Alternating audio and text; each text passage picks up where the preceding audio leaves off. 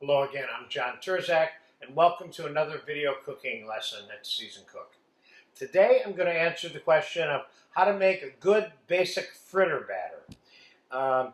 And I have all the ingredients here in front of me, which is all-purpose flour, 2 cups, 3 egg yolks, 1 whole egg, some warm water, and some salt and pepper. I'm going to start by putting the 2 cups of flour in our mixing bowl, along with all of the eggs, and we'll put a little bit of salt and a little bit of pepper in there for starters. And now we will mix this a little bit first before we add the warm water. Now I am not going to, now I got it mixed enough to add some warm water. I want to get part of the mixture here mixed together so that it's easier to mix the rest of it together. So I started out with a quart of warm water there, and I'm not going to tell you exactly how much to put in here, but I'm going to talk to you about how much I think you should put in there. And the real question is how thick do you want your batter to be? Now, could I be putting chicken stock or orange juice or cranberry juice or beer or whatever in here as the liquid or in replacement of the water? Yes.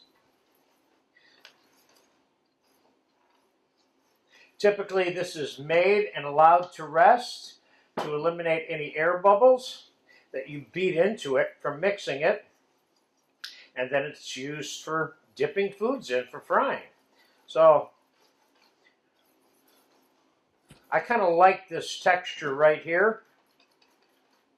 I'm making this particular batter to be stage 1 for a tempura batter, which will have beaten egg whites added into this batter, and I'm using this for frying artichoke hearts in another lesson in this frying class.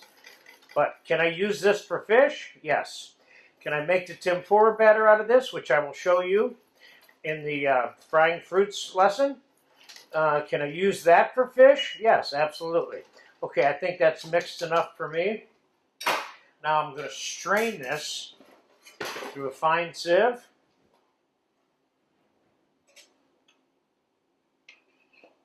And I'm going to show you what the final texture is when it's all said and done here on a plate.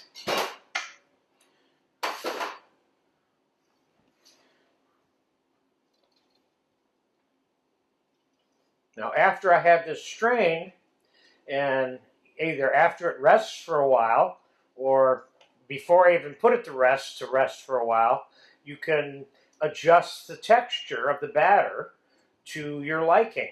Now, sometimes you want a really thin batter, and sometimes you want a thicker batter. So let's say you want a real thin batter, then you add a little, maybe another egg yolk or 2 to the initial mix so that it will cling as it fries and cooks better to the food that the batter is adhering to.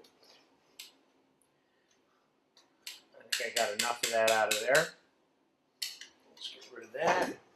And then you can taste this for salt and pepper if you want. That seems a little bit thick for what I want, so I'm going to add a little bit more warm water, which means I've got about 2 cups of warm water total in this batter. I'm going to leave it alone like that. And I like that texture. Sometimes these batters look thin, but they're not.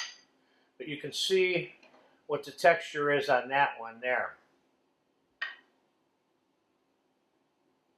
Okay, I hope I answered the question for you of how to make a good basic fritter batter. Now, typically, foods are floured first and then put into the batter and shaken loose a little bit before they're fried. But we'll cover that in some of the other classes or other lessons where this batter is used for frying a specific item.